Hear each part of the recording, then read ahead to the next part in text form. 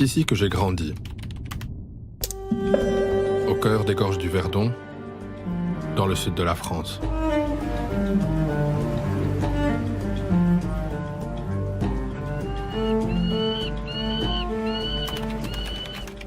Au sein d'une communauté bouddhiste tibétaine, au Khassé.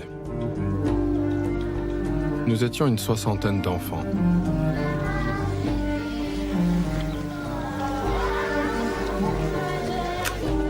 C'est moi, là, sur la photo.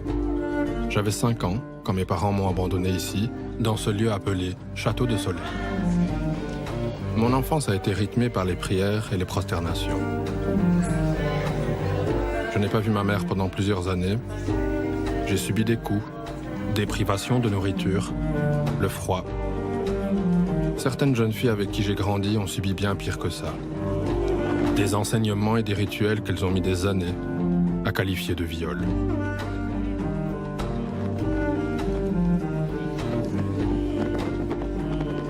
Tout ça au nom d'une religion qui, en Occident, est au-dessus de tout soupçon. Le bouddhisme.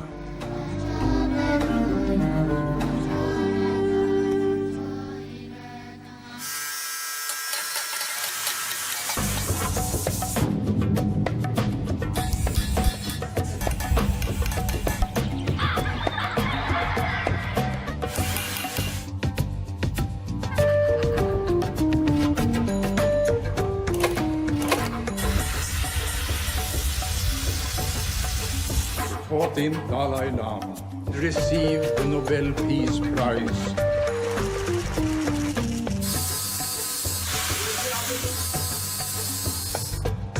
This is not right. Teachers should not have sex with students.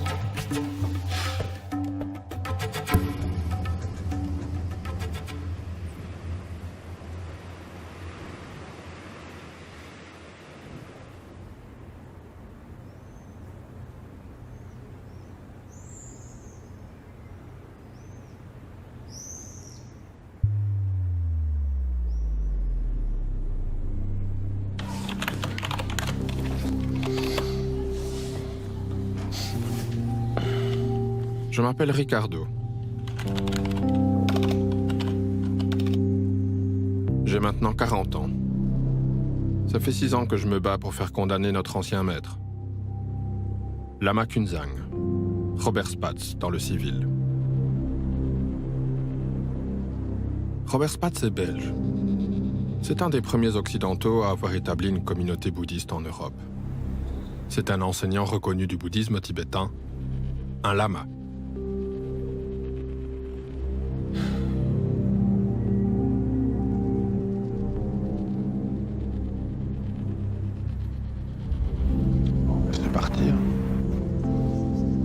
Aujourd'hui, je suis le porte-parole de 23 parties civiles dans le procès qui nous oppose à Lama Kunzang. Bonjour. Oui, Ricardo Mendes. Ici, Marina. Il habite dans le sud de l'Espagne. Il ne s'est pas déplacé. Il est poursuivi pour exploitation de travailleurs, prise en otage d'enfants, abus sexuels.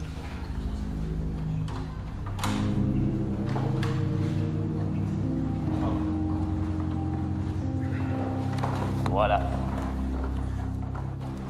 Je vous en prie, prenez place. Bien, nous allons donc reprendre avec l'audition de M. Mendes. Que souhaitez-vous mettre en évidence en ce qui vous concerne, par rapport aux déclarations que vous avez réalisées? Moi, jusqu'à ce que cette histoire occupe tous les recoins de mon esprit depuis ces dernières 4 années, moi, je n'avais aucune idée de la définition d'abus sexuel. Et donc, c'était ma hantise, c'était ma peur la plus totale, en fait.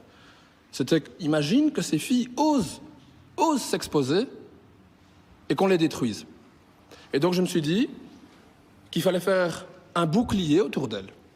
C'était une démarche de, si on se met autour des personnes qui sont les plus à risque et qu'on expose nous-mêmes nos histoires, qu'on se met nous-mêmes à nu face à une cour, la vérité éclatera.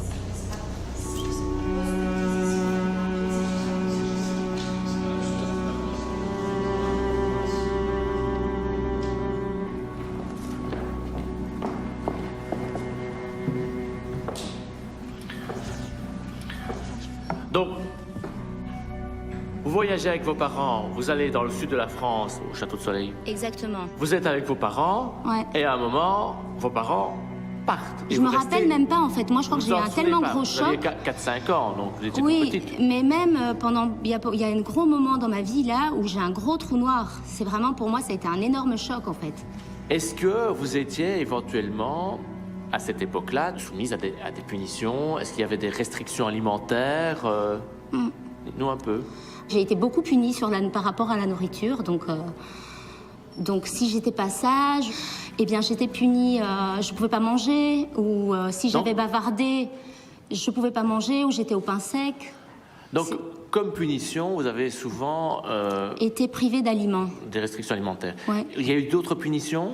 Des sévices corporels? Alors, moi j'ai reçu des baffes, mais moi, c'est fou, mais moi je pensais que c'était pas trop grave. Moi, j'ai vu des baffes tellement violentes données dans des cages d'escalier où l'enfant se retrouvait à se cogner contre un mur et se retrouvait en sang. Ouais. J'ai beaucoup de souvenirs d'images comment très est-ce qu'on- violentes. Comment est-ce qu'on réagissait par rapport En fait, c'était à de la cette violence? C'était de la peur. Ouais. Vous avez bénéficié également, je m'exprime ainsi, d'enseignements particuliers avec M. Spatz, Oui. en tête à tête. Oui. Est-ce que vous pouvez exposer la manière dont vous avez vécu ces enseignements? En fait, il a commencé à m'appeler pour des audiences privées quand j'étais assez petite et je le rencontrais dans sa chambre qui était en dessous de sa tour. Il m'a dit qu'il fallait que je me rende dans une petite tour qui était à l'arrière de ses appartements le soir, en toute discrétion, pour n'éveiller les soupçons de personne ou la jalousie de personne. C'est comme ça qu'il le présentait. Oui. Et qu'il fallait que donc je me rende dans cette tour le soir et que je l'attende. Ouais. Et que je m'y rende avec mon duvet parce que effectivement, j'allais dormir là quelques nuits. Et puis je suis montée dans la tour. Et Spatz est venu plus tard le soir. Et il s'est assis et il a fait des prières avec moi. Et puis, à un certain moment, bon, il a commencé à parler d'énergie spirituelle, etc. Et à toucher mes épaules et en disant qu'il y avait des énergies qui traversaient mon corps et je devais les ressentir, etc. Et puis, bon, il a dit que c'est mes vêtements qui bloquaient les énergies, il fallait les retirer. Donc je me rappelle m'être endormie dans la tour. Et en fait, parce qu'il ne venait pas, ou il venait... Et je me rappelle m'être réveillée parce qu'il était en train de me toucher les parties intimes. Il m'a dit de me coucher sur le sol nu et il a sorti une espèce de baume comme ça et il a commencé à me mettre de la baume sur les seins. En fait, il m'avait expliqué qu'il y avait beaucoup d'énergie au niveau des parties sexuelles et au niveau des seins, que c'était des grandes zones d'énergie. Et du coup, il a commencé il les stimulait pour faire le transfert d'énergie, en fait.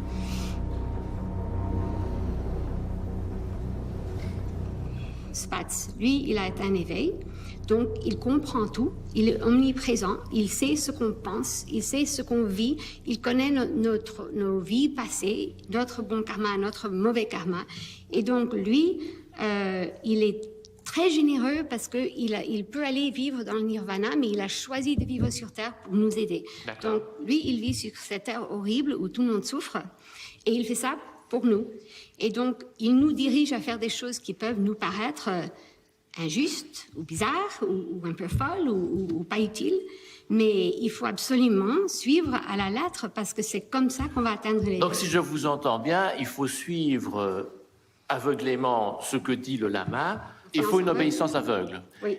Moi, si j'ai été violée dans cette vie, Oui. c'est probablement parce que dans une de mes vies passées, j'ai été un homme qui a violé une femme. Voilà. Et donc, ma punition, c'est de renaître en tant que femme qui va être violée. Et maintenant, j'ai brûlé mon mauvais karma. Quelle chance pour moi. Et je suis un peu plus proche de l'éveil. Voilà. Donc ça, c'est ce qui vous était enseigné. Oui, voilà. J'ai décrit ce qui nous était enseigné. Ça, c'était l'enseignement de M. Spatz. Voilà.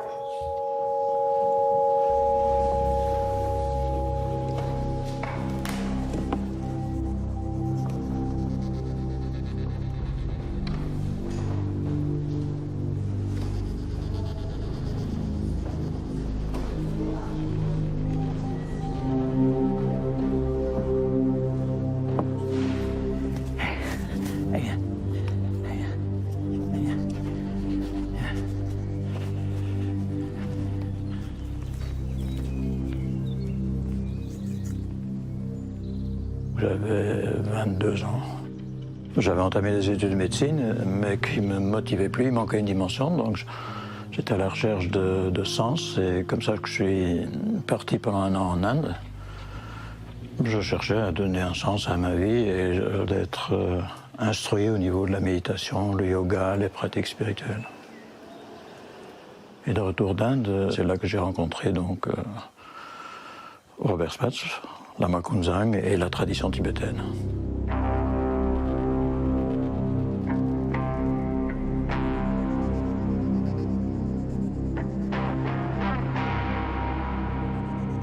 L'essence même de l'enseignement de M. Spatz, c'était l'importance de la lignée. Depuis une lignée ininterrompue, depuis le Bouddha, Guru Rinpoche, et puis les grands maîtres actuels, qui quelque part l'avaient donné la responsabilité de créer cette école. Et donc c'était une antenne, première antenne en Europe, il en était très fier, une antenne directement reliée au monastère tibétain. Et donc quelque part tout le monde supposait que c'était sous la responsabilité et sous la protection de cette lignée. À mes yeux, il y avait là la garantie de l'authenticité d'un enseignement, et donc ça me motivait vraiment de m'impliquer dans cette école.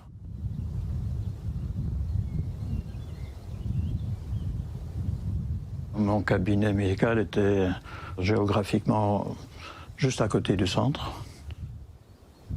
En tant que médecin, je suis intervenu quelques fois parce que je trouvais que l'alimentation était tout à fait déficiente. Donc je suis intervenu au niveau de l'alimentation et un minimum d'hygiène. Mais quant à l'éducation elle-même et ce qui se passait là-bas, et la maltraitance qu'il y a eu, mais on était complètement ignorants de ça.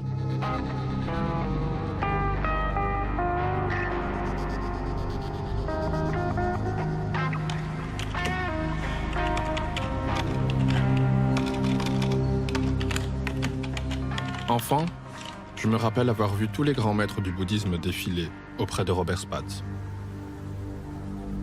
Même le Dalai Lama lui a rendu visite. Pourtant, au cours de mon enquête, je suis tombé sur des images qui m'ont sidéré. Au début des années 90, pendant que nous vivions un calvaire avec Robert Spatz, une réunion était organisée entre le Dalai Lama et des maîtres occidentaux. Pendant des heures, ils ont parlé des abus sexuels et financiers au sein des communautés bouddhistes. Robert Spatz n'était donc pas un cas isolé.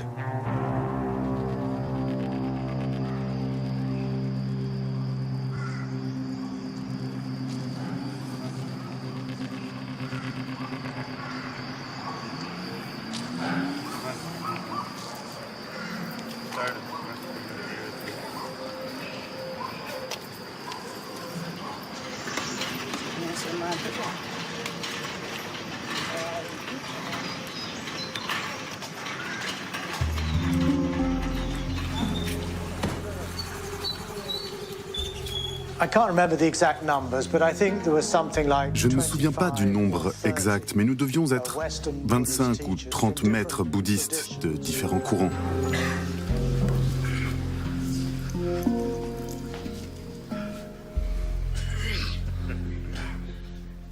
Nous avons vu le Dalai Lama 7 ou 8 fois sur 3 jours. Il nous a donné beaucoup de son temps.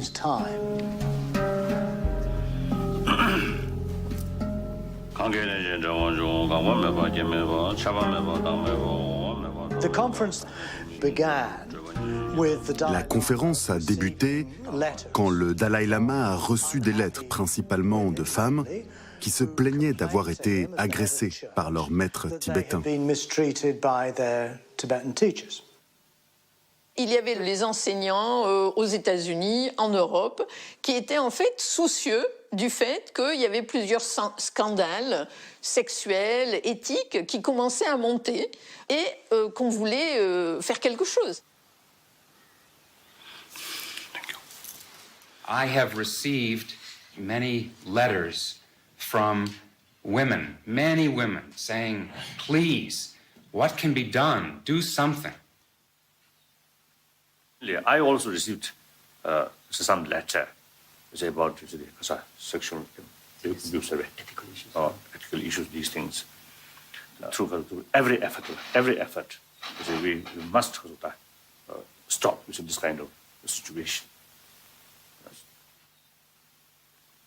So then, how to stop? That's the question. We have to discuss.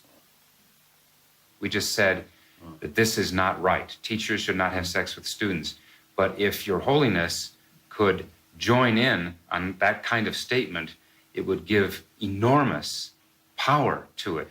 It would help enormously. I'm ready. Whether or not other people are going to listen, that's another question. I will shout. I can shout. That's better. The teachers won't listen, maybe. The teachers who are having sex and drinking, they may not listen. But the students, they'll listen. They'll listen to you. That will help. Tremendously. Then people can say no. If they know that it's wrong in your eyes, then people feel free to say no. Because you're giving a standard which people trust in. Right. I mean. Towards the end of this meeting, the suggestion was Vers la fin de la réunion, nous avons suggéré d'écrire une lettre ouverte pour présenter nos réflexions et, avec un peu de chance, une résolution commune.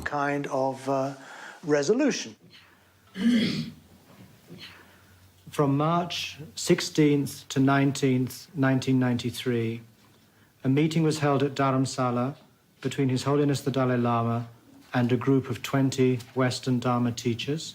I was charged with, J'ai été chargé d'écrire le texte de cette lettre. I read this Et je l'ai lu au Dalai Lama.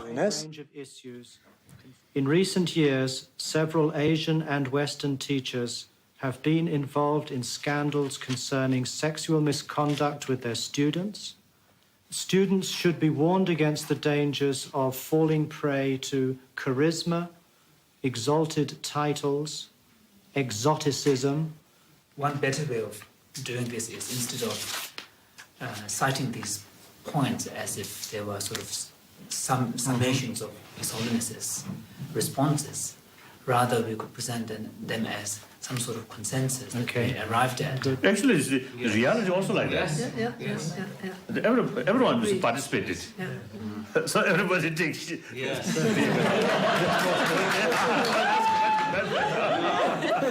Less burden already. and say, well, maybe we should say this, maybe we should say that. Chacun a apporté ses propositions, suggéré des changements. Et après quelques heures, nous sommes arrivés à un texte que nous étions tous prêts à signer.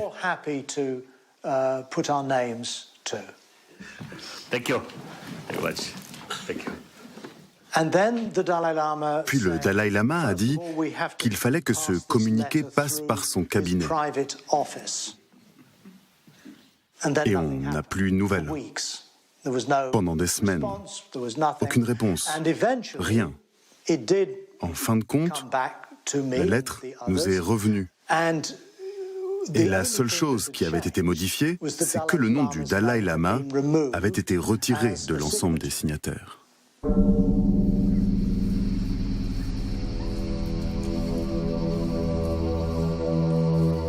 Dans mes yeux d'enfant, le Dalai Lama était l'incarnation de la bienveillance. Pourquoi n'a-t-il rien fait? Je me suis rendu compte qu'il n'était pas seulement un chef spirituel, mais aussi un dirigeant politique. Ses priorités étaient ailleurs.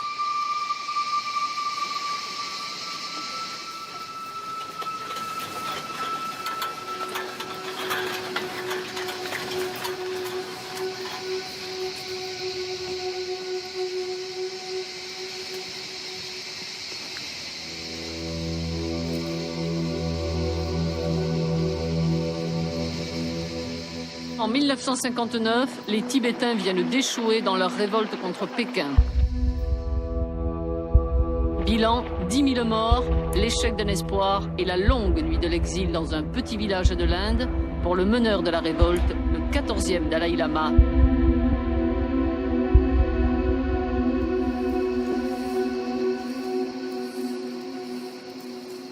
Je m'appelle Tenzin Gyatso.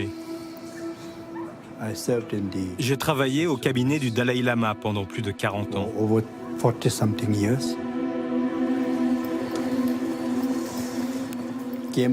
Je suis parti du Tibet quand j'avais 6 ans. En 1959, le Dalai Lama est arrivé en Inde, avec des milliers d'autres Tibétains.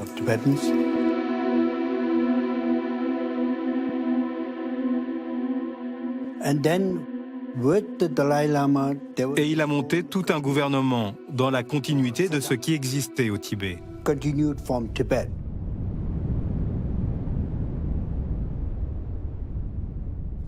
Au début des années 60, c'était le moment où le Dalai Lama demandait de l'aide aux dirigeants du monde entier pour que la question du Tibet soit discutée aux Nations Unies. Nous devions taper à la machine toutes ces lettres pour tous les chefs de gouvernement. Nous en tapions énormément. Nous n'avions pas d'ordinateur à l'époque. Si on faisait la moindre erreur, il fallait tout recommencer. Aujourd'hui, ça a bien changé. C'était une époque très excitante.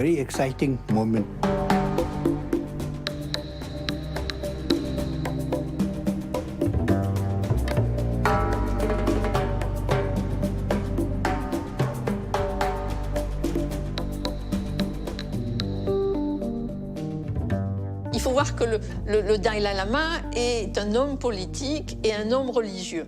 Il y a toujours une dimension politique, surtout au début. Parce qu'ils arrivent du Tibet, ils sont en exil, on les a chassés, chassés en fait, vraiment pour chasser. Beaucoup sont morts. Et donc ils arrivent en Inde, il faut qu'ils trouvent leur place. Et il faut qu'ils aient des alliés.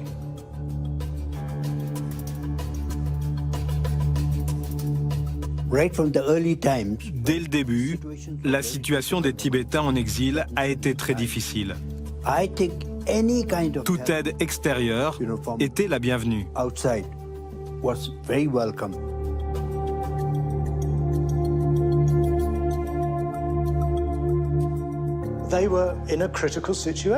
Ils étaient dans une situation critique. Ils avaient besoin de sympathisants pour mettre la pression sur les Chinois et pouvoir rentrer au Tibet. Il leur fallait le soutien des pays occidentaux.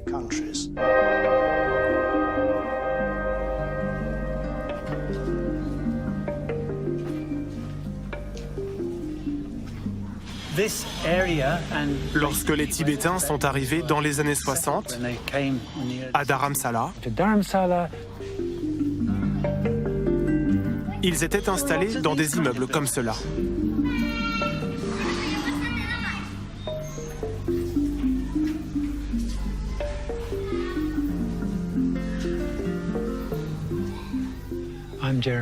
Je m'appelle Jeremy Russell. J'habite à Dharamsala depuis très longtemps.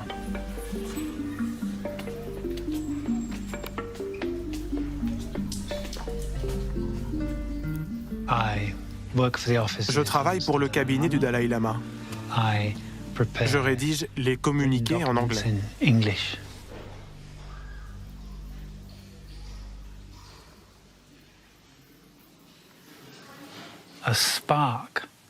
L'étincelle qui a provoqué l'intérêt de ma génération pour l'Inde, c'était les Beatles.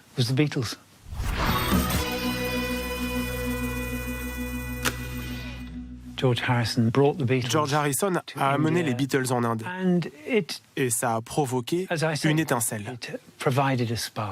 Ça a attiré beaucoup de monde. Je suis venu en Inde 2 fois par la route.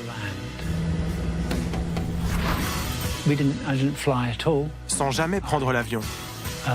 Je suis parti de Londres, j'ai fait du stop jusqu'à Douvres, puis j'ai pris un ferry jusqu'à Ostende.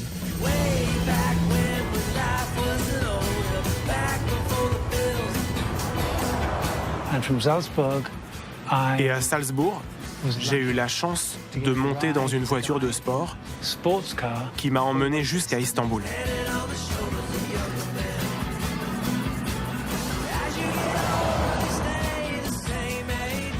C'était très rapide. mais pas particulièrement confortable.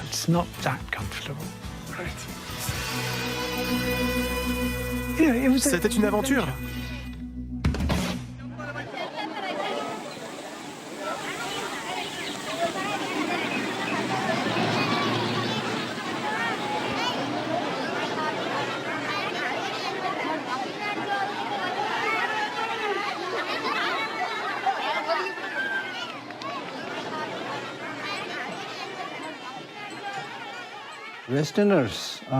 Les Occidentaux sont très curieux. Ils veulent voyager, explorer.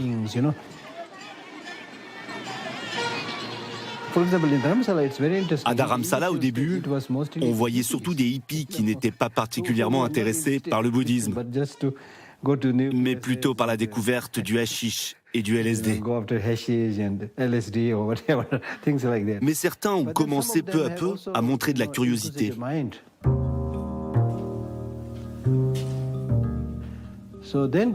Progressivement, on a vu de plus en plus d'étrangers qui voulaient vraiment en savoir plus sur la culture et le bouddhisme tibétain.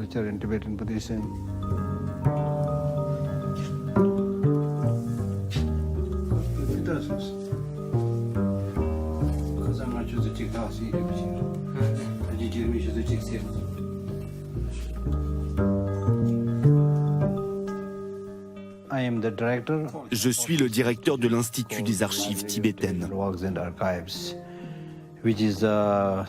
C'est un centre d'études tibétaines.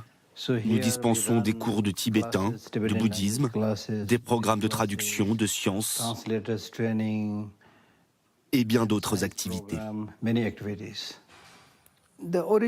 L'objectif à l'origine de cet institut, c'est la préservation, la promotion et la dissémination de la culture tibétaine.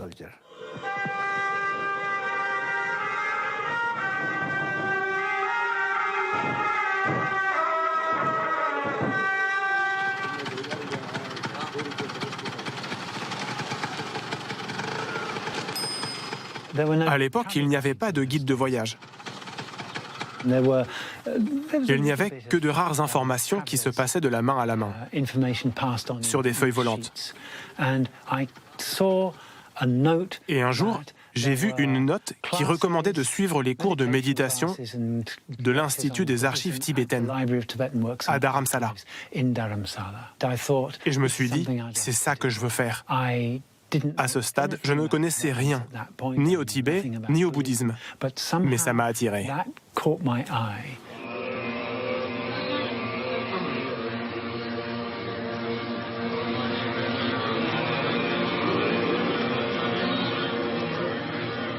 C'était des gens qui étaient en rupture vis-à-vis de leur culture d'origine. Ils voulaient des contre-modèles et ils étaient aussi très intéressés par les états de conscience modifiés. Et donc la méditation bouddhiste leur permettait d'avoir accès à ces états de conscience modifiés où ils pouvaient avoir d'autres perceptions de la réalité. Donc l'objectif, c'était vraiment de changer la perception qu'ils avaient du monde pour changer le monde.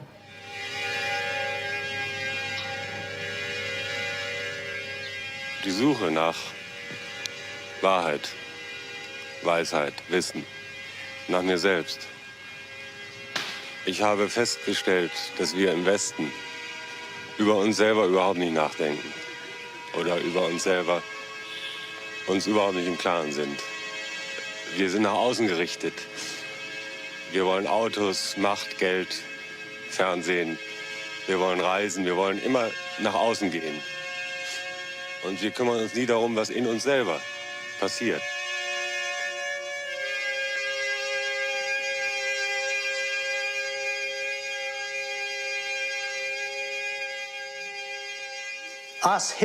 Nous, les hippies, nous n'étions pas forcément les meilleurs candidats pour cette tâche, mais nous avions le mérite d'être des représentants, des canaux de transmission entre les Tibétains et ce monde plus vaste dans lequel ils se trouvaient projetés.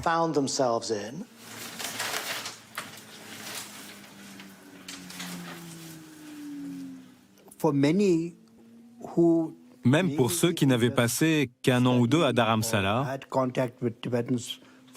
c'était suffisant pour qu'ils développent une vraie proximité avec les Tibétains.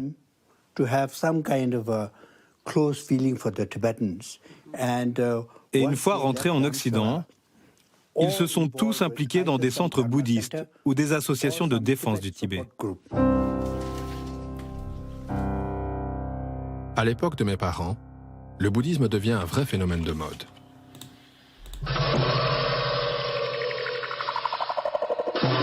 La France est en train de découvrir le bouddhisme. Des cérémonies comme celle-ci se multiplient et permettent facilement à des jeunes d'entrer dans cette religion. Château de Plège en Saône-et-Loire, à 40 km d'Autun. Ils construisent ici les 2 monastères qui abriteront la grande retraite initiatique bouddhiste de 3 ans, 3 mois et 3 jours, à l'issue de laquelle ils deviendront les premiers lamas occidentaux du bouddhisme tibétain.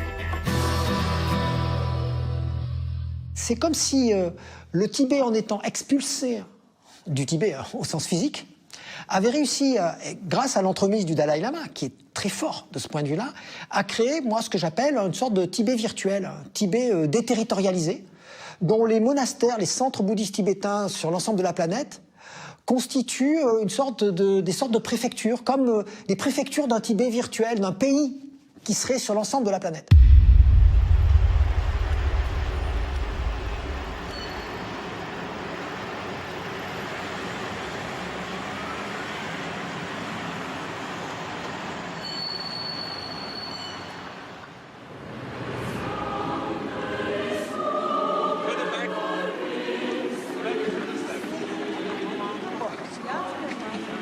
Et là, d'un seul coup, il a réalisé qu'il pouvait lier la dimension politique, la dimension spirituelle et la dimension culturelle. C'est-à-dire sauver la culture tibétaine grâce au désir spirituel des Occidentaux et aussi utiliser le désir spirituel des Occidentaux pour faire pression politiquement sur la Chine.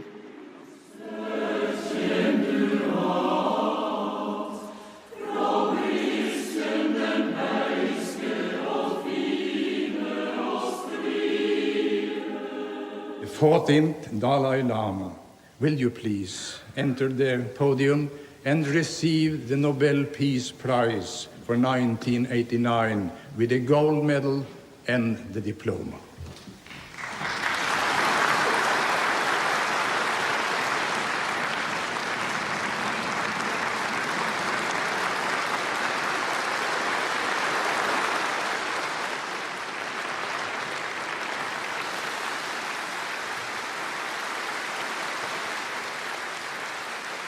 Quand le Dalai Lama a reçu le prix Nobel de la paix, il s'est instantanément transformé en célébrité internationale.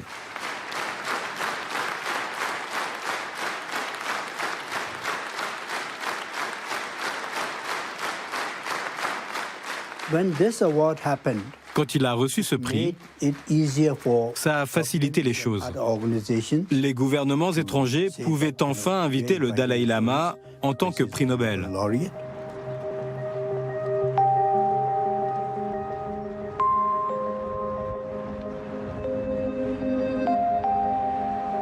Chez les bouddhistes, la branche tibétaine est minoritaire. Et pourtant, c'est de loin celle qui s'est le mieux exportée chez nous. Ce succès est surtout dû au Dalai Lama, qui en quelques années a réussi à se hisser au rang d'icône. Tout le monde veut sa photo avec le chef tibétain. Bill Clinton, Jacques Chirac, le prince Charles et des stars comme l'acteur Richard Gere. Et pendant que la cause du Tibet reçoit un soutien mondial, les affaires d'abus se multiplient.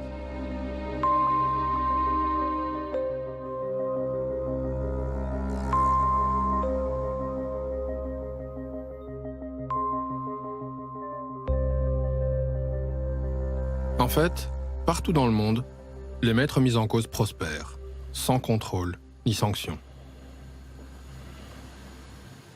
Et certains montent même des empires, comme Sogyal Rinpoche, un Tibétain exilé en Europe, longtemps considéré comme l'un des maîtres les plus influents du bouddhisme tibétain.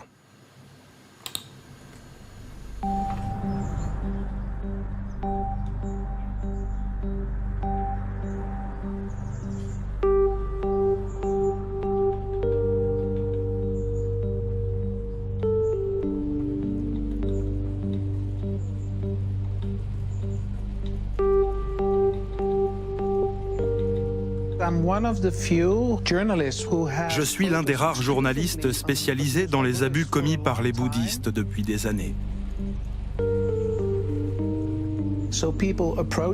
Toutes les 2 ou 3 semaines, quelqu'un me contacte pour me faire part d'un cas quelque part dans le monde.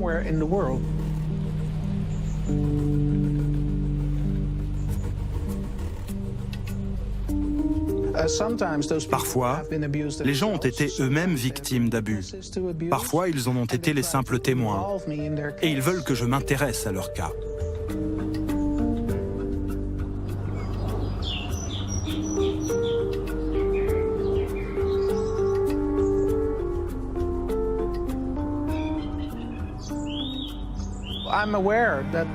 Je sais que beaucoup de gens ont une image très fleur bleue du bouddhisme. Ils s'attendent à ce que le bouddhisme soit dépourvu de la saleté qu'on trouve ailleurs. Alors évidemment, quand ils entendent parler de tous ces abus, ils sont stupéfaits. Et ils peuvent être déçus de découvrir que les bouddhistes sont des personnes comme les autres, qu'ils se comportent comme dans n'importe quelle religion. Ça prend du temps d'admettre qu'il y a autant de dérives, et je pense qu'on n'y est pas encore.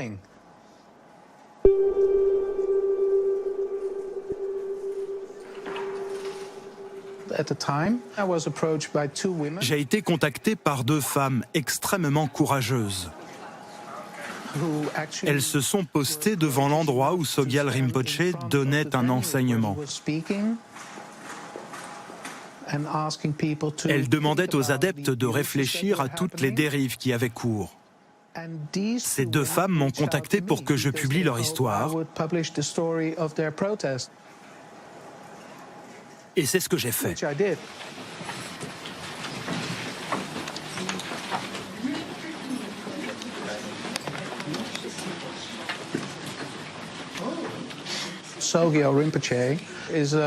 Sogyal Rinpoché est à l'origine du plus gros scandale sexuel dans le bouddhisme.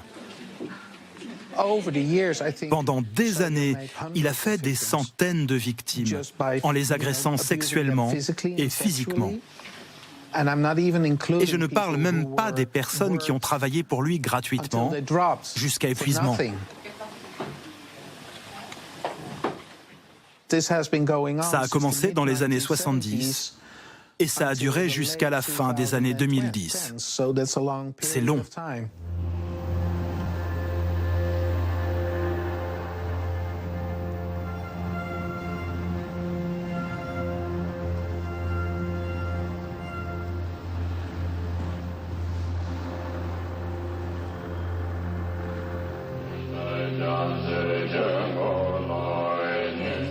Ces fidèles appartiennent à une école bouddhiste de tradition tibétaine. Ils sont membres d'une association internationale appelée Rigpa et fondée par le lama Sogyal Rinpoché, né et formé au Tibet, mais aussi à Cambridge. Ça fait plusieurs années que je suis en Occident et donc je commence à connaître un peu les conditions de vie ici. Et ce que j'enseigne, ce n'est pas le bouddhisme tibétain, mais j'essaye plutôt d'enseigner la sagesse de l'enseignement du Bouddha. Et j'essaye d'aider les gens. Je ne dis pas que j'ai réussi, mais au moins j'essaye.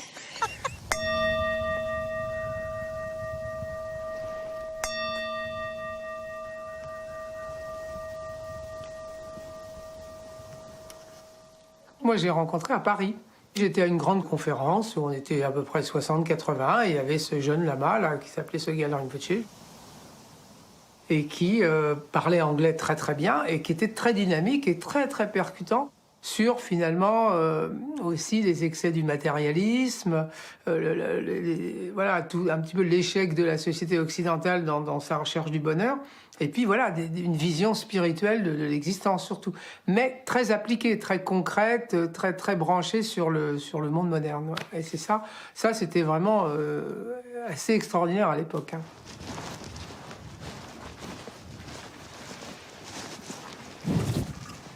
Il se trouvait que je parlais anglais.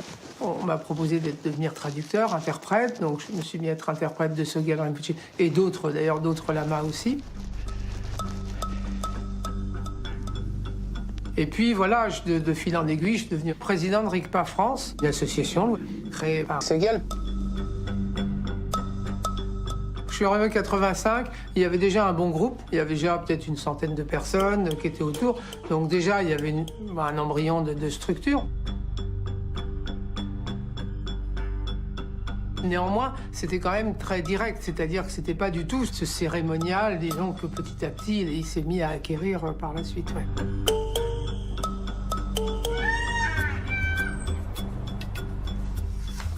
À un moment, Sogyal a écrit un livre, ou plutôt, quelqu'un l'a écrit pour lui. Et le Dalai Lama en a écrit la préface.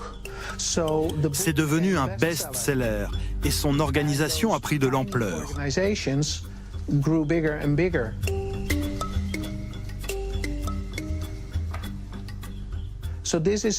C'est comme ça qu'un Tibétain inconnu s'est retrouvé à la tête d'un empire mondial.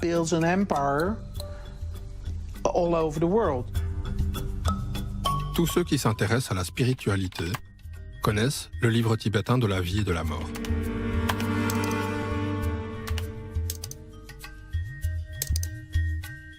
Comme beaucoup de gens, j'ai moi aussi été fasciné par le texte et intrigué par son auteur. Au moment du livre tibétain de la vie et de la mort, il a eu un très très grand succès dans le monde anglo-saxon, donc en 92 et un an après en langue française et allemande et d'autres langues. Et là, il a commencé à y avoir des centaines de gens qui arrivaient dans les centres.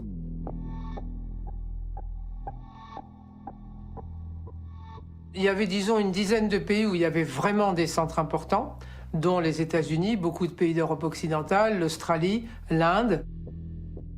Et puis après, il y avait des antennes aussi dans quelques autres pays. Sogyal Rinpoché était un excellent entrepreneur. Vraiment excellent. C'est un peu le start-upper du bouddhisme tibétain, si vous voulez.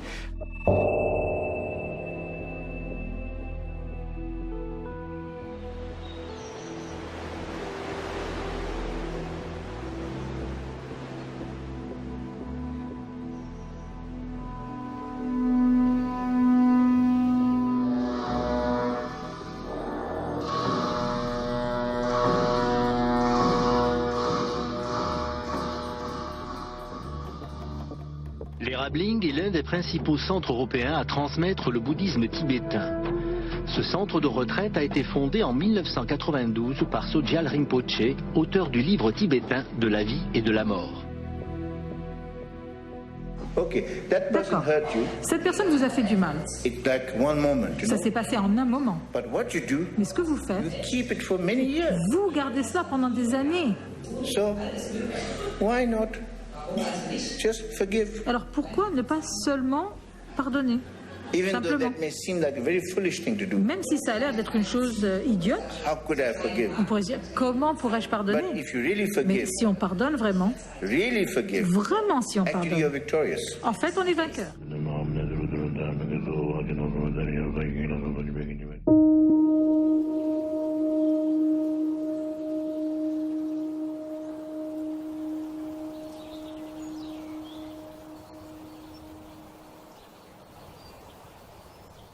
L'Erabling est situé dans un endroit magnifique. C'est très impressionnant. Le temple, le paysage, la nature tout autour, les collines. L'ambiance générale, c'était bienvenue dans la famille.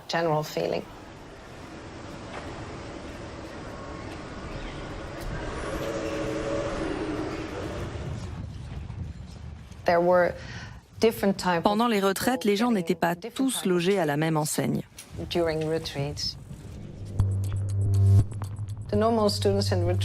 Les retraitants normaux étaient encouragés à renoncer aux biens matériels.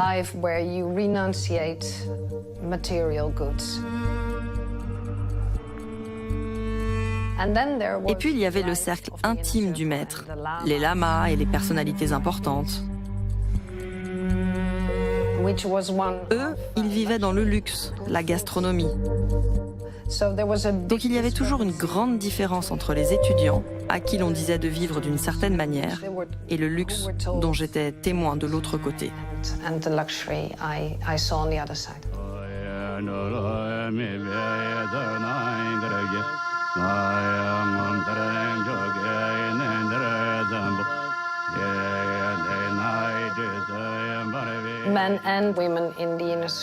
Dans le cercle intime, des hommes et des femmes avaient pour mission de s'occuper de Sogyal.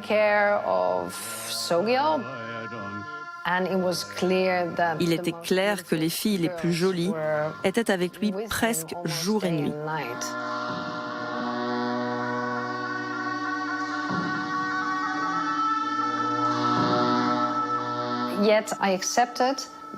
Au départ, je ne me demandais pas si elles avaient un autre type de relation avec lui. Dans le bouddhisme tibétain, on appelle ces filles les dakini. Les dakini n'ont pas le droit de rater un mouvement, un besoin. C'est 24 heures sur 24 sur absolument chacun des gestes qu'il fait dans la journée, il doit être accompagné. On dort au pied de son lit quelques heures. Moi, les premiers mois, j'ai dû dormir 2 heures par nuit.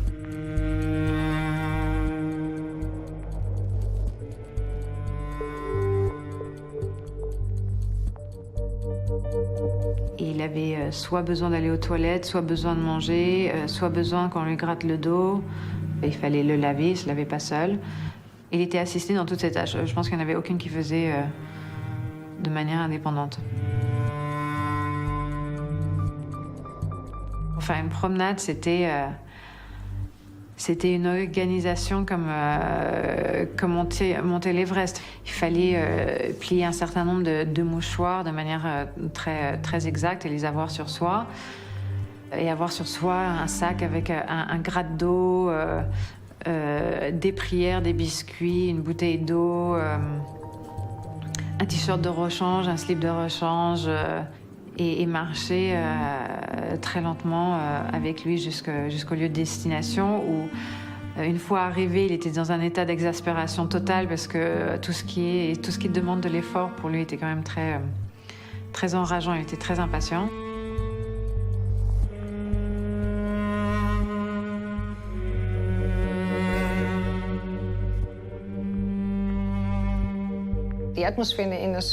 L'ambiance autour de Sogyal était extrêmement sexualisée. Il plaisantait beaucoup sur les jolies filles. Il faisait des blagues sexistes quand il était sur scène, sur le fait que les filles traînaient autour de lui. Les plus jolies filles étaient sélectionnées pour lui, dans la foule. Je l'ai vu de mes propres yeux.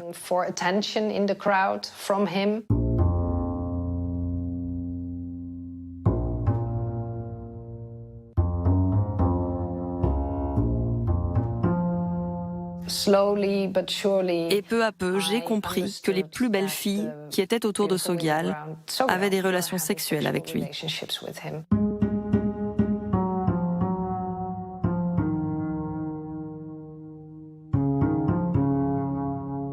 C'est difficile d'utiliser le terme de viol parce que ça me met automatiquement dans une posture de victime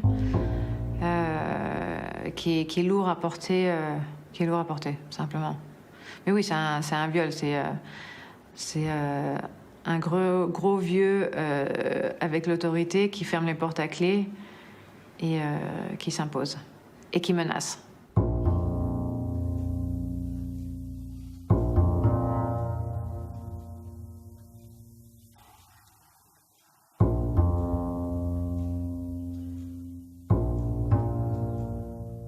Sogyal a très clairement dit sur le bord de son lit, m'a très clairement exprimé que si j'en parlais à qui que ce soit, même à une autre des filles, je briserais le samaya qui nous lie, donc le lien sacré qui nous lie, le lien le devoir de fidélité et de loyauté à son maître, et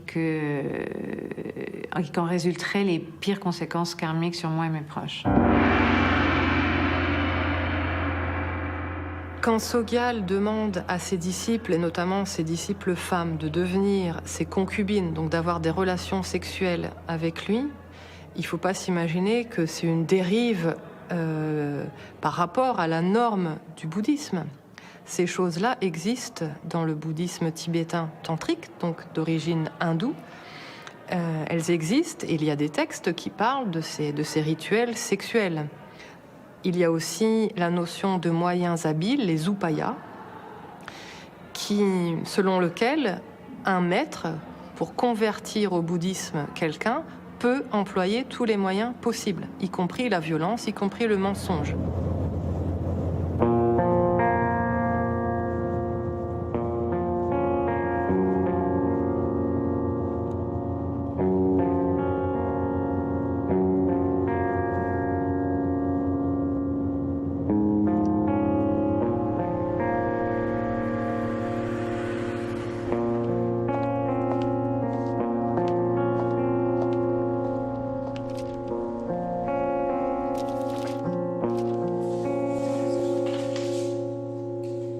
Ce que je savais, c'est qu'il y avait des rumeurs avant chez Chogyam Trungpa, qui est le modèle de Sogyal, que ces lamas avaient des espèces de femmes avec qui ils sont tout le temps, et j'avais lu des choses un petit peu sur ce qui se passait. Mais après, j'avais aucune idée de toi, ton expérience, ton vécu. Donc, Après le premier incident avec Sogyal, j'étais extrêmement choquée. Et j'étais très mal, je ne savais pas ce qui m'était arrivé et comment je devais le prendre. Et bien sûr, j'avais retenu que j'avais une interdiction absolue d'en discuter avec qui que ce soit. Et pendant un enseignement de Sogyal, je croise Dzigar Control dans la cour à l'Erabling, qui est un maître tibétain aussi dans cette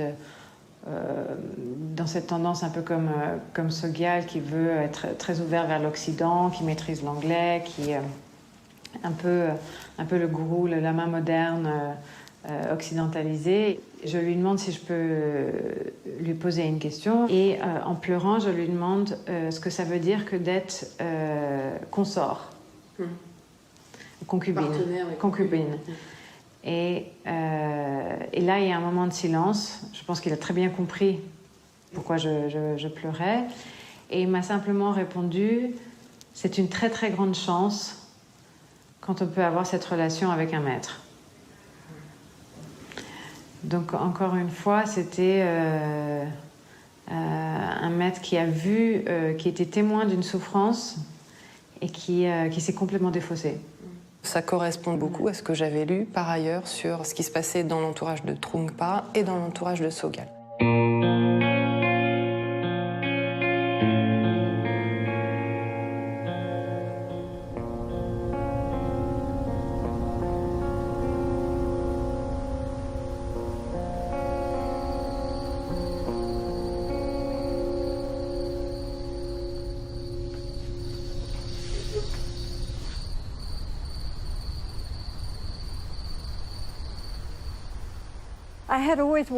J'ai toujours voulu être nonne, depuis l'enfance.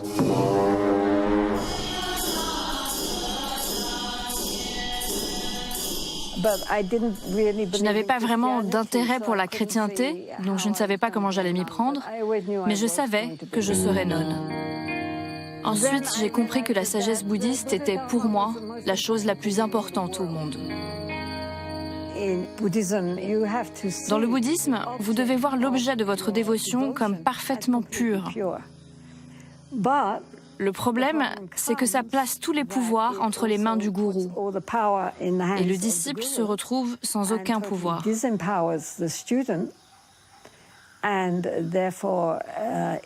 Ça ouvre la porte à la perversion. Si le gourou n'est pas parfait, alors il est très dangereux de s'en remettre entièrement à lui. Et malheureusement, c'est à cela qu'on assiste. Certains abusent de cette dévotion et de leur pouvoir.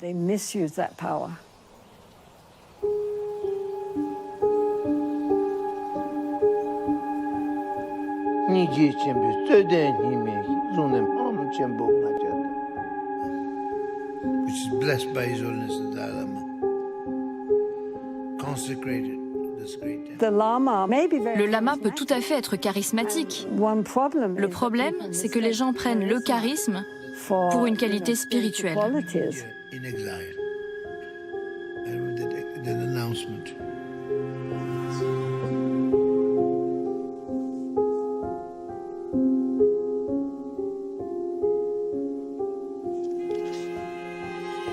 Il faut comprendre que Sogyal était extrêmement puissant dans ce réseau international de centres bouddhistes en Occident.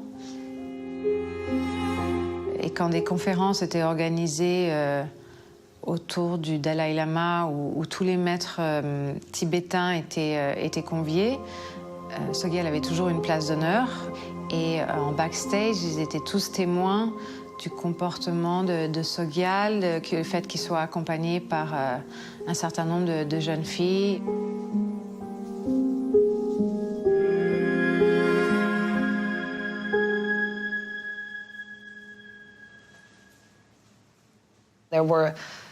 Il y avait des gens haut placés qui savaient parfaitement ce qui se passait. Et ils ne faisaient pas que fermer les yeux. Ils justifiaient même ces comportements par ce qu'on leur avait enseigné comme étant du bouddhisme.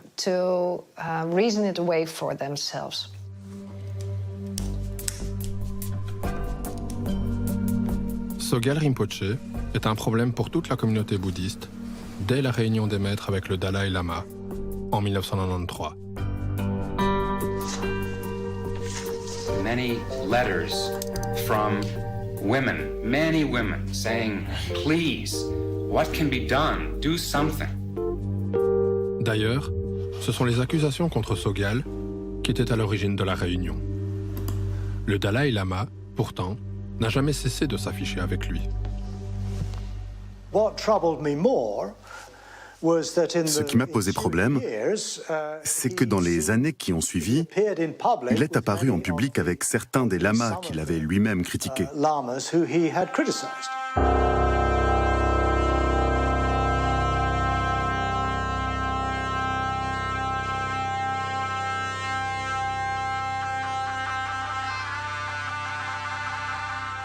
En faisant cela, il leur a donné une légitimité. Pour beaucoup d'entre nous, c'était une trahison. Qu'ils se rendent à l'ouverture du centre de Sogyal Rinpoche en France, alors qu'ils savaient parfaitement ce qui se passait en coulisses entre Sogyal et certaines de ses étudiantes. If I say in English, they're all political leaders, artists, great actresses, and many, also a friend of yours, no, he's there. Many of them. Right. No.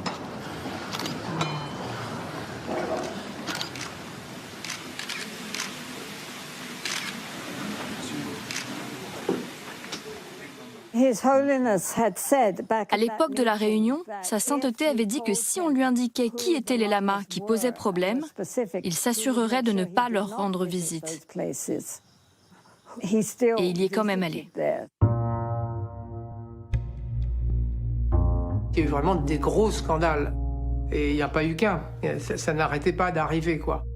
Et donc, RICPA a embauché une agence de communication en temps de crise qui a pour but de former en urgence, de créer une stratégie de communication pour les personnalités importantes qui ont un gros problème judiciaire ou autre. Et on était très peu nombreux, on était 4 ou 5 triés sur le volet, les principaux porte-parole de RICPA. Et donc on avait des anciens journalistes ou anciens journalistes qui faisaient l'avocat du diable, qui nous interviewaient d'une façon un peu agressive. Et nous, on était censés donc trouver un moyen de répondre, quoi. Voilà. La stratégie a été très simple, c'était Sogyal Rinpoche et les autres lamas sont reconnus par le Dalai Lama. Et surtout, c'était ne pas répondre à la question, ne pas rentrer dans le fait de savoir comment ça s'est passé, où, comment, qui a tort, qui a raison, mais répéter, disons, un message tendant à prouver que l'Église tibétaine est irréprochable et qu'elle est, voilà, elle est millénaire, elle est digne de confiance. Et donc voilà, c'était ça la stratégie.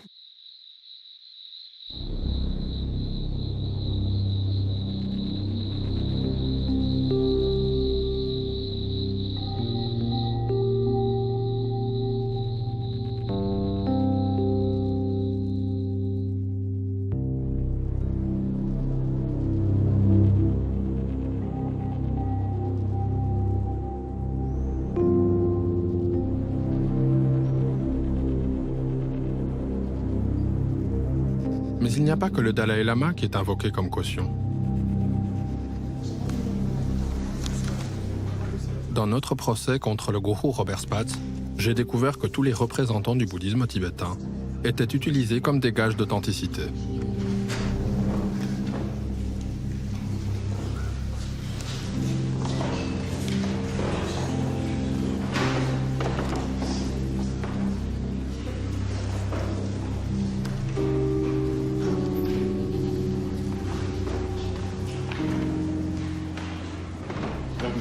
J'ai un certain nombre de photos à présenter aux témoins. La première photo, est-ce que vous pouvez commenter ces photos, éventuellement les situer dans le temps? C'est le Dalai Lama a visité Bruxelles à ce moment-là. Et là, madame, il s'exprime en quelle langue? En anglais, je pense. En anglais, oui. En anglais. Qui traduit les propos du Dalai Lama? C'est Monsieur Spatz qui est juste là à côté. Oui, d'accord, effectivement. Il a traduit tous les propos? Oui. D'accord. J'étais assis en face, en fait.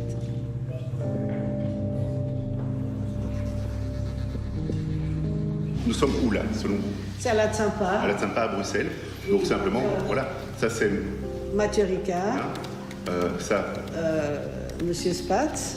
Rabjan Rinpoché.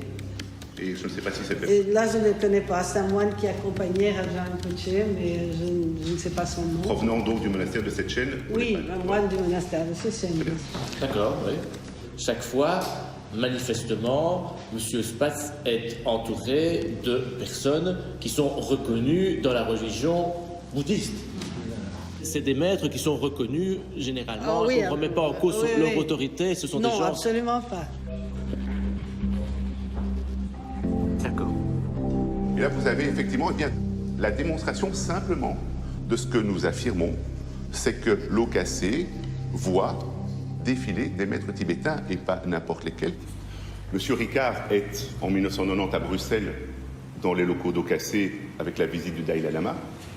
Monsieur Ricard est à Nimadzong à diverses reprises, assiste à des enseignements de maîtres tibétains, éventuellement à des enseignements de Monsieur Spatz. Je n'ai pas, même si je connais bien le dossier, tout le monde peut se tromper, je ne pense pas avoir vu dans le dossier, à un quelconque moment, une remise en question par des officiels ou par des maîtres de la qualité de l'enseignement de M. Spatz. En tout cas, pas de la part de Mathieu Ricard. Mathieu Ricard, c'est l'interprète français du Dalai Lama, l'une des voix bouddhistes les plus écoutées au monde. Nous lui avons écrit plusieurs fois. Ça fait des années que nous cherchons des soutiens dans l'affaire qui nous oppose à Robert Spatz. Sans succès.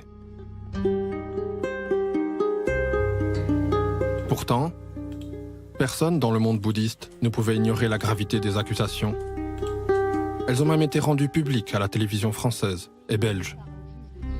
Accompagnés de 130 gendarmes. Les forces de l'ordre ont ratissé le domaine de 180 hectares. Ils ont entendu 50 personnes, dont 30 enfants, âgés de 2 à 14 ans. Plusieurs documents ont été saisis, mais c'est surtout le sort des enfants élevés sur place qui préoccupe la justice. En 1997, le monastère de Château de Soleil, où j'ai grandi, est perquisitionné par les gendarmes, ainsi que les autres centres de la OKC. Après plusieurs plaintes en justice, Robert Spatz fait de la prison préventive.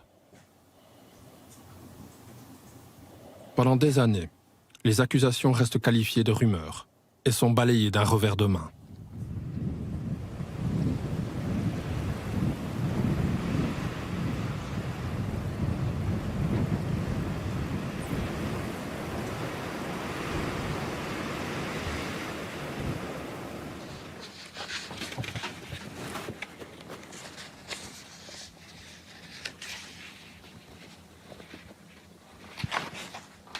On avait un document officiel avec le réquisitoire qui venait d'être remis, avec 170 chefs d'accusation contre M. Spatz tout de même, hein, allant aussi bien du volet mœurs jusqu'au volet financier. Tout y passait.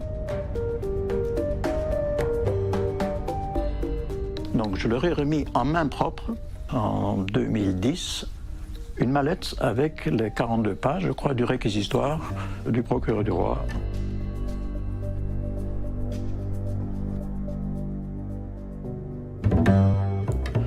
Donc que le lendemain, Mathieu Ricard, un peu de façon précipitée et chaotique, est venu me remettre personnellement le dossier en disant « Imagine qu'on nous retrouve avec ces documents sur nous ».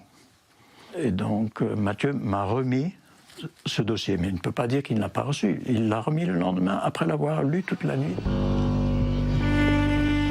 Donc il connaissait la situation des enfants. Il savait qu'il y avait des choses pas claires. Il le savait.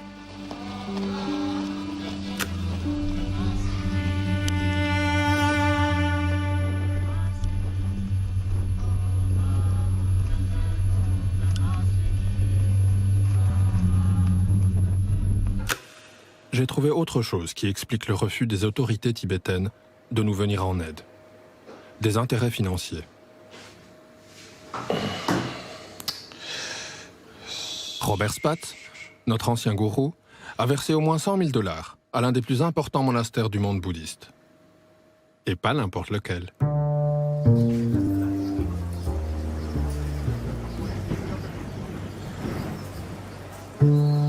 Le monastère de Setchen, à Katmandou. C'est ici que vivent Mathieu Ricard et les héritiers des maîtres de Robert Spatz.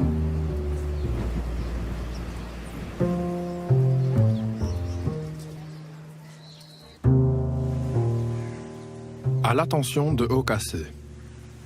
Messieurs, nous vous remercions beaucoup de l'aide que vous nous avez apportée jusqu'à ce jour pour la construction du collège d'études philosophiques attenant au monastère de Setchen à Katmandou.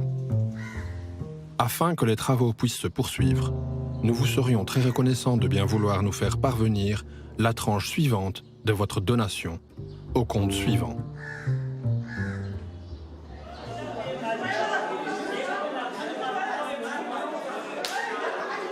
Sa qualité de généreux bienfaiteur a-t-elle protégé Robert Spatz pendant toutes ces années ?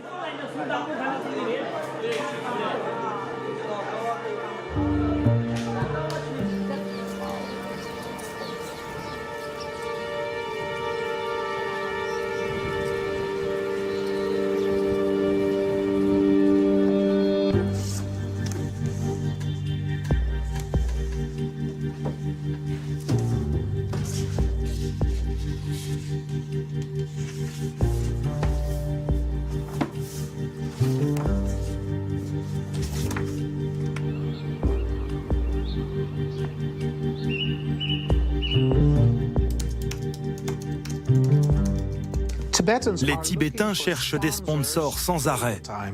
Leur économie repose sur la charité. Ils sont réfugiés. Ils n'ont pas de véritable source de revenus en dehors de leur religion. Il y a donc une codépendance financière entre la communauté exilée en Inde et les riches lamas tibétains installés en Occident.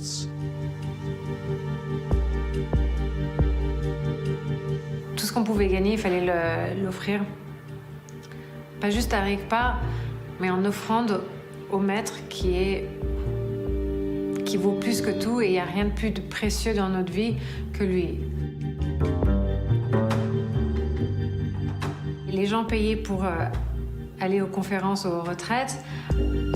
Après, on avait le droit à une bonne heure de pourquoi c'était le moment le plus précieux et qu'il fallait le valoriser et qu'il fallait mettre de l'argent dans la boîte autant qu'on pouvait en espèces.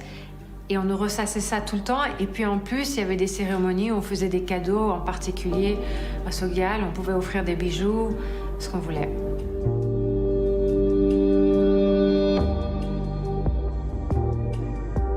En 2014, lors de la grande retraite des anciens étudiants, donc en mois d'août, on était 600 de tous les pays pour un mois. Et il nous a dit, je vais vous donner des enseignements très secrets, mais il faut faire de très grandes offrandes. Pour cela, c'est la tradition. Donc chacun vraiment sort son portefeuille et s'apprête à faire une offrande substantielle. Et il dit, je la veux en cash. So accordingly, Guru Rinpoche was born. J'organisais aussi des levées de fonds et à la vente aux enchères à Londres où un morceau de toast récupéré dans la poubelle de Lady Di avait été avait été vendu aux enchères avec succès m'avait beaucoup amusée. Et je me suis dit, on va faire la même chose avec Sogyal. Il a un tas de cochonneries dont il pourrait vraiment se débarrasser. Comme j'avais un peu la responsabilité du ménage aussi. Et ça a eu un peu de succès parce que tout le monde avait envie d'avoir un morceau de Sogyal. Donc on a vendu des slips troués, je sais plus, il y avait des lunettes, des chaussettes, vraiment tout et n'importe quoi, vraiment de la déchetterie de la poubelle de Sogyal.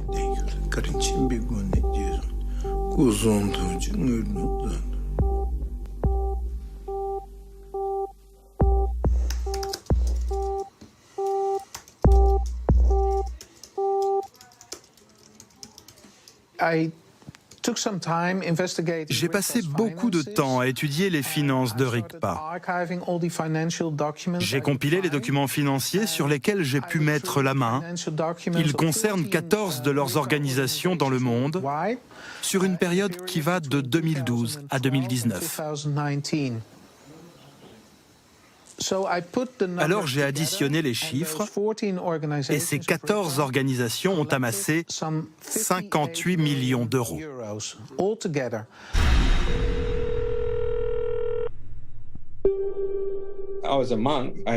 J'étais moine et je transportais 60 000 euros et des lingots d'or jusqu'à Delhi. C'était vraiment comme la mafia.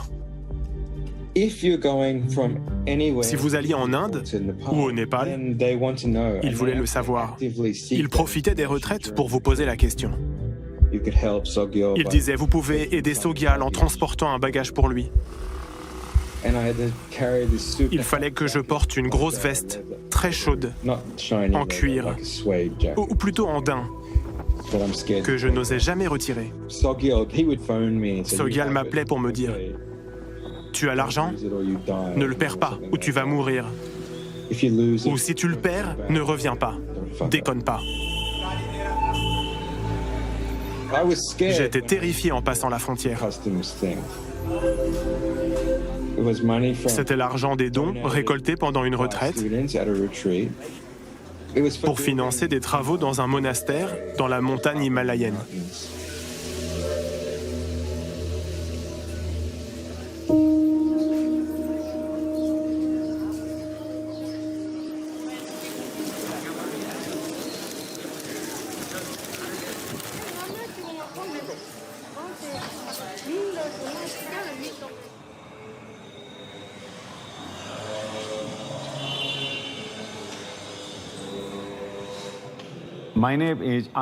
Je m'appelle Ankaji Sherpa.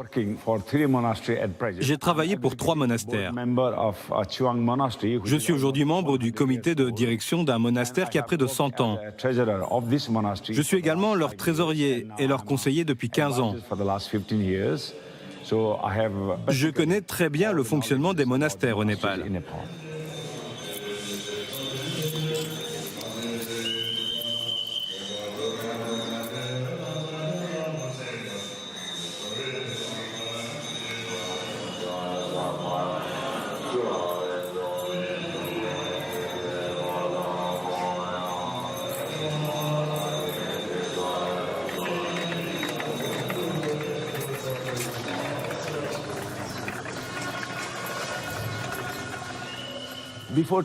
Avant, nos monastères étaient très petits. Ils étaient construits par la population locale, avec des matériaux d'ici, comme le bois, la pierre ou la terre. Les villageois devaient donner une partie de leur récolte, que ce soit du grain ou tout ce qui poussait dans leurs champs. Et c'est comme ça que les monastères survivaient.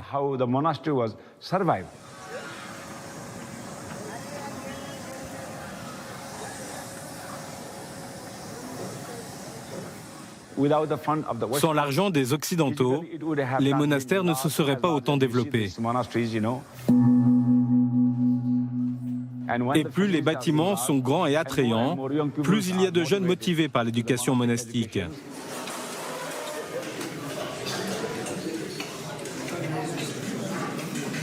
Et quand les jeunes générations viennent, cela contribue à diffuser les enseignements bouddhistes. Pour nous, l'aide des Occidentaux a été cruciale.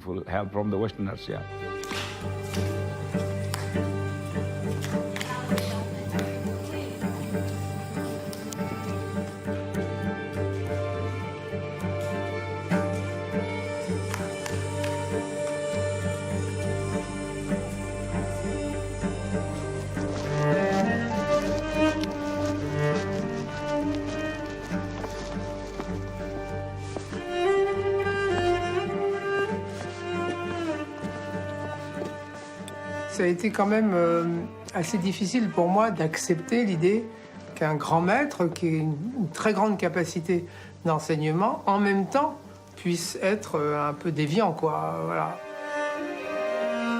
Ces choses-là, quand même, mettent un petit peu de temps avant de... Quelque part, c'est triste à dire, hein, parce que ça ne devrait pas être comme ça, mais mettre un peu de temps avant vraiment d'infuser et donc on se rend compte que c'est très grave. Et là, bon, j'ai commencé quelque part à me dire que, voilà, que j'allais partir. Ce que j'ai fait dans le courant 2014. Et beaucoup, d'ailleurs, ont attendu 2017 pour vraiment se rendre compte de l'énormité de la situation. Parce que c'est en 2017 que le Dalai Lama, sous la pression, a reconnu les faits publiquement.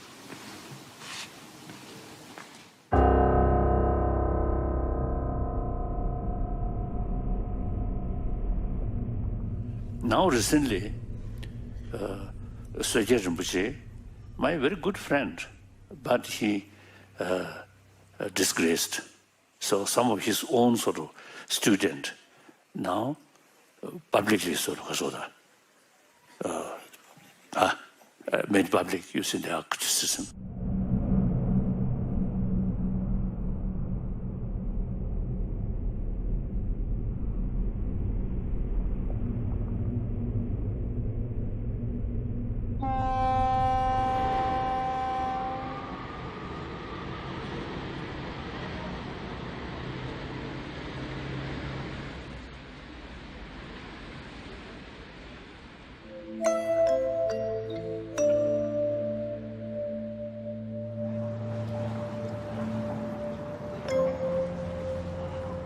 En septembre 2018, le Dalai Lama est en visite en Europe. Avec d'autres victimes, nous saisissons l'occasion. Nous obtenons un entretien avec lui dans la suite qu'il occupe au dernier étage de cet hôtel. J'ai enregistré la conversation.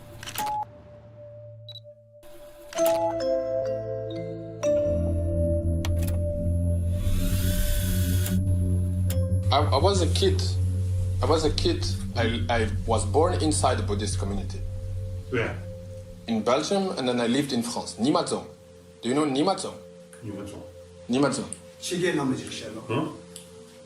Okase, Ogyen Kunjang Choling, is using your image. Yes. And they are using this in court, in a judicial trial, as a way to legitimate a Buddhist center. This has to stop. We have to do something. 11 children abused sexually. 11 girls. What I think is a real problem is that in the West there is the idea this is not happening in Buddhism. Yeah. They are very naive. They know it's in the Catholic Church. They know it is in other places, but not in Buddhism. And I think it is good that also Western people know that Buddhism also has this problem. Because yes, it's human. It's human. It's a human problem. I think at least 15, 20 years ago, at Dharamsala, one Western Buddhist teachers conference. There is someone, you see, mentioned, I think most probably Sogyal Rinpoche, Buddha made very clear sort of rule, including sexual misconduct. Now only thing is, must make public Yes. Already. We made so much public. Already public. Yes. And even though such people may not serious concern about Buddha's rule, but they may feel shame. Yeah. Yeah, but shame not enough. Can you speak about the problem of sexual abuse in the communities? Can you do that? Yes, certainly. Wonderful. Now I got some material to criticize. We You should not put whole responsibility on my shoulder. No. Lama.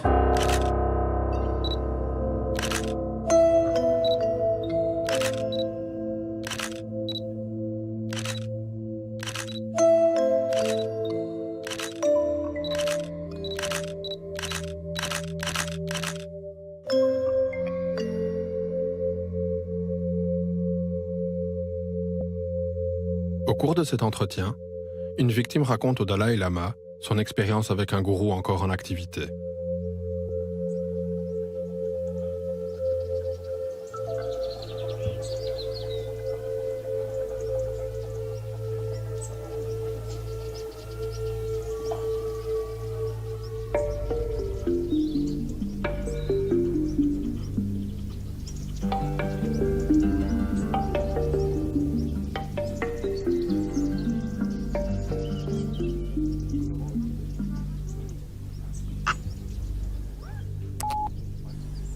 If you're serious, then self-discipline comes. Yeah, but Namka was not like that. Namka did a lot to women and girls. Namka est un lama tibétain de 54 ans, réfugié en Europe depuis une vingtaine d'années. Il possède plusieurs centres à travers le monde, dont l'un au sud de l'Espagne. Namka, there's a lawsuit against him. The woman is filing a complaint, but I'm the first who puts it in the news. Otherwise, nobody does about Namka. I have been Namka Sandra. Then later, I got some sort of information. He, because of the Truma, not a genuine Buddhist practitioner. Yeah. So nowadays, material we need. Yeah. So that found out. Exactly. Evidence. So very good. Very good.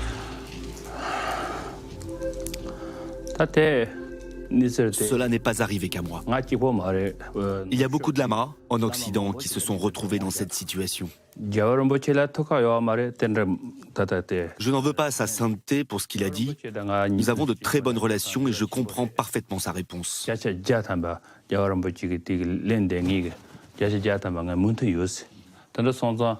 Concernant la femme hollandaise qui a parlé à sa sainteté, je la connais. C'était une de mes élèves. Elle m'a suivi de nombreuses années. Je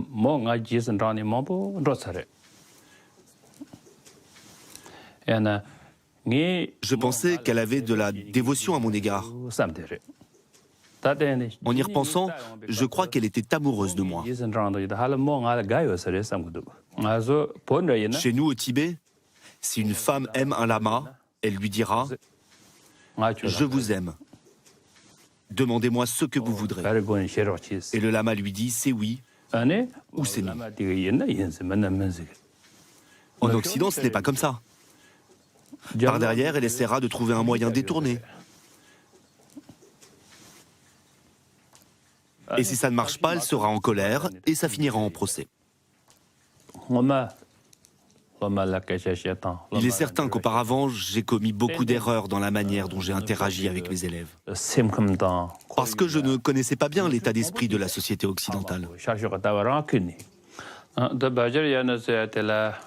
Il y a beaucoup de pratiques différentes dans le bouddhisme tibétain. Parmi elles, il y en a qui ne contredisent pas la loi et qui apportent beaucoup de bienfaits. Celles-ci, il faut absolument les enseigner. En revanche, certaines sont incompatibles avec le lieu et l'époque dans lesquelles nous vivons. Ils ne s'accordent pas avec la mentalité des Occidentaux. Après une plainte en justice en Suisse, plusieurs signalements auprès de son administration, le Dalai Lama n'a pas réagi. Namka enseigne toujours le bouddhisme tibétain.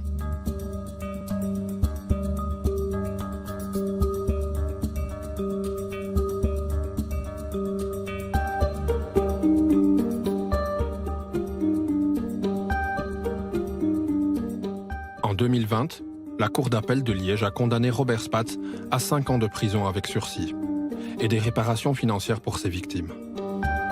Il s'est pourvu en cassation.